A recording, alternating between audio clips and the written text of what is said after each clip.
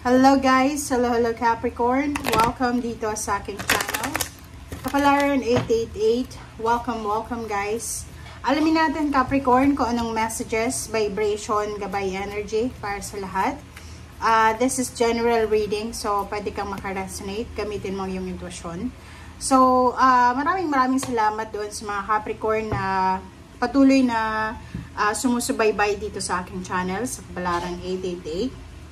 And doon sa mga bago kong subscribers, thank you sa inyong lahat guys. Okay, so dito tayo sa weekly reading from June 9 hanggang 15. So Capricorn, yung first card mo dito is Judication. Judication ay pwedeng meron na Capricorn na magkakaroon ng parang decision making na makipaghiwalay sa kanyang asawa. This is the process of divorce, annulment, or legal separation, parang ganun. May involved kasi dito nga, is either judge, is either barangay captain, is either mayor, or police, militar, or kung sino man itong mataas yung authority sa community. Okay? Dito din, sinasabi ng barahan na sa linggong ito, siguro meron kang kaaway, or meron kang tao na kinaiinisan, and possible na kayo ay magharap sa korte, or pwedeng magharap kayo sa barangay, parang ganon, or posibleng magkaroon kayo ng agreement, parang ganon. So, dito sa Judication card na to, sinasabi ng baraha sa'yo na justice will serve. Okay? So, halimbawa, mayroong Capricorn dito na possible sa trabaho, sa loob ng trabaho na maraming injustices ka na naranasan. Like for example, yung mga ginagawa mo ay kiniklaim ng ibang tao, parang ganun. Or pwedeng na-scam ka sa sweldo or sa kung ano pa man. So, dito sinasabi na may possible na pag-uusap. So, there's a clarity, there's justice, parang ganun. Basta may isi-serve na justice sa linggong ito. And at the same time, there's a decision making na gagawin mo. Number 4, courtship. Dito sa barahang to, isang unexpected na parang pagpapakasal, or yung mag-boyfriend-girlfriend na to, or mag-live-in partner sila, posibleng sila ay makakapag-desisyon sa linggong ito na magpakasal. Okay? So, comment down below if you resonated dito. Okay, tingnan natin sa second deck. Capricorn.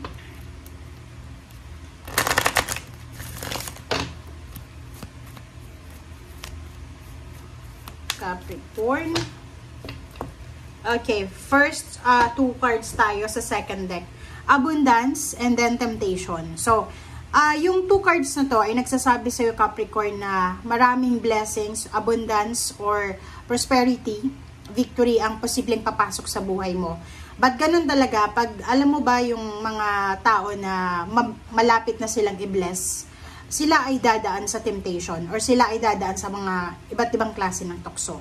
Like for example, sa relationship, pag minsan, 'di ba, pag malapit ng ikasal, or may mga magkarelasyon na parang level up na yung relationship, parang may pagdadaanan sila na hindi naman yan sa prerequisite talaga, but may mga pagkakataon na dadaan sila sa tukso or sa temptation. So, dito sa barahang to, sinasabi ng barahan na kailangan mong kontrolin ang sarili mo, self-discipline, moderation, self-acceptance. Kung may mga flaws yung karelasyon mo or trabaho mo or kung ano pa man, kailangan mo dito ng self-acceptance. Okay?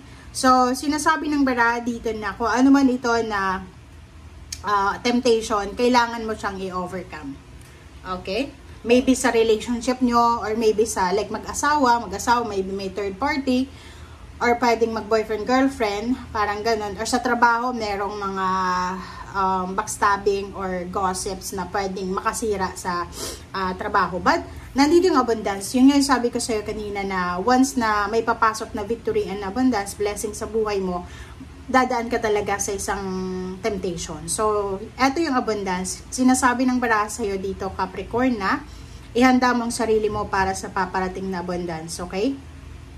Alisin mo yung mga mental blockages na parang humahad lang sa pag-asenso mo. Okay? And dito sinasabi ng barahan na huwag kang mag-aalala kasi yung abundance na ito ay kumbaga deserve mo yan. Ang abundance na yan ay kumbaga sinasabi that's your first fruits of your hard work, of your labor, and that's destiny talaga. It's destiny talaga na ibigay yan sa'yo ng universe. Okay? So enormous, huge, malaking, kumbaga yung malawak yung sakop ng abundance na yan na para sa'yo. Okay? Thank you.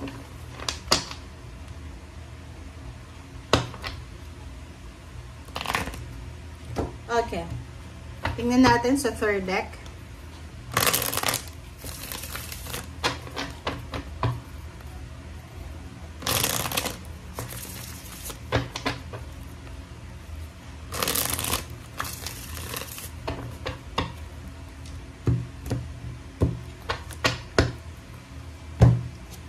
Okay. First two cards tayo.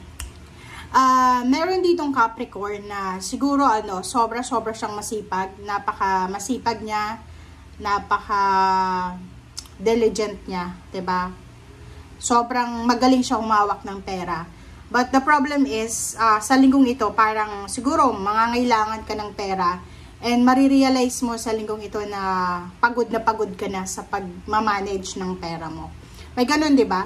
Yung parang may trabaho ka naman, may trabaho naman ng pamilya, may kapamilya ka na katulong ka naman sa expenses, but darating talaga yung oras na masasaid ka or yung kapamilya mo. So, this week, sinasabi ng barahan na you will feel tired, diba? Magiging pagod ka, exhausted, drain yung energy mo. Yung realization mo this week ay importante pala yung pag-iipon ng pera. Importante yung pagmamanage ng maayos ang pera. So, this week, marirealize mo yon na kung naging matalino ka lang sana sa pag-handle ng expenses mo, siguro hindi ka mamumroblema or hindi ka mapapagod sa pagmamanage ng pera. And this week din, ito yung mag-urge sa'yo ng pag-iipon ng pera, part-time, full-time, yung parang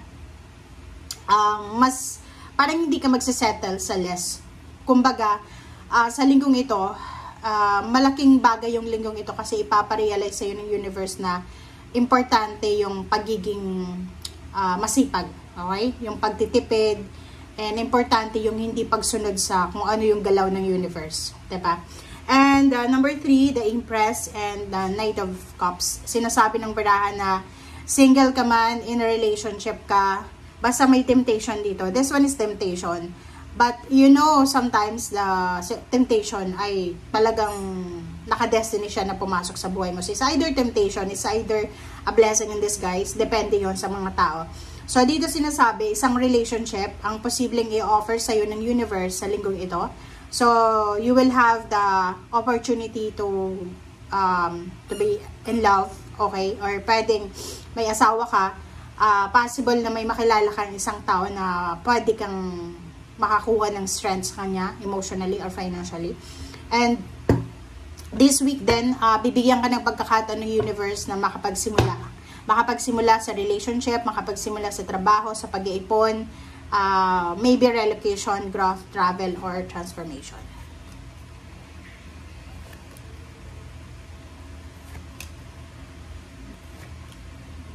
Alright, so, dito sa ilalim is 5 of Cups. 5 of Cups and Page of Cups. So, sinasabi ng baraha sa'yo, lalo na kung may asawa ka, ikakasal ka na, kasal ka na, mag-iingat ka sa temptation. Kasi yun na nga, sabi sa'yo ng baraha dito na pwedeng yung decision making mo sa ngayon ay pagsisihan mo sa bandang huli. And dito sa barahang to, sinasabi na everything happens for a reason. There's a magic. There's unexpected na pwedeng dumating sa'yo. Okay, so this week, sinasabi ng Magician card na to. Itong Magician na to ay sinasabi sa'yo na isang unexpected, isang misteryo, isang milagro ang posibleng darating sa'yo na pwedeng gumawa ka ng desisyon. So, ang nakikita ko sa'yo dito, same with the Empress. Like yung iba, may asawa ka, may ka-live-in partner, boyfriend, girlfriend, may dating trabaho, or may ginagawa ka ngayon or negosyo. Isang hindi inaasahan na twist of events ang pwedeng mangyari sa'yo. Isang hindi inaasahang desisyon ang pwedeng gagawin mo. Like for example, dito moving away, 'di ba? Pwedeng nakapag-desisyon ka, may judication na makipaghiwalay, or maybe may decision ka na umalis sa lugar kung saan ka nakatira sa ngayon. So, lumabas ka daw sa comfort zone mo. So, sinasabi ng baraha sa'yo na siguro masyado ka ng komportable sa mga nangyayari sa paligid mo sa ngayon. So, oras na para i-let go mo kung anong mga nag-hold back na yan sa'yo eh. Kasi yung mga bagay-bagay, sitwasyon, or tao na nag-hold back sa'yo, ay hindi sila makakatulong para sa success mo or sa abundance mo. And 6 of Cups, sinasabi ng baraha dito na yon, pwedeng merong uuwi. Like if you're OFW, makakapag-desisyon ka na umuwi ka na lang ng Pilipinas para makapag-rest or hanap ulit ng ibang bansa na pwedeng doon ka aasenso. If you are naman nasa Pilipinas, pwedeng makakapag-desisyon ka na umalis sa lugar kung nasaan ka sa ngayon dahil siguro feeling exhausted, feeling drained, pagod na pagod ka na sa sobrang hirap ng buhay or sa mga tao sa paligid mo. Maybe yung mga taong ito na kasama mo ay toxic sa emotion mo or even sa yung mental health. And sinasabi ng baraha sa'yo na mayroong possibilities na yung mga mag-ex dito, kasi meron ditong Empress, merong mag-ex na pwedeng magkabalikan, merong magkapamilya na pwedeng magbati ulit, merong mga magkakaibigan, dating magkakaibigan na pwedeng magkita ulit and then magkaayos ulit. Okay? Thank you guys for watching. Bye!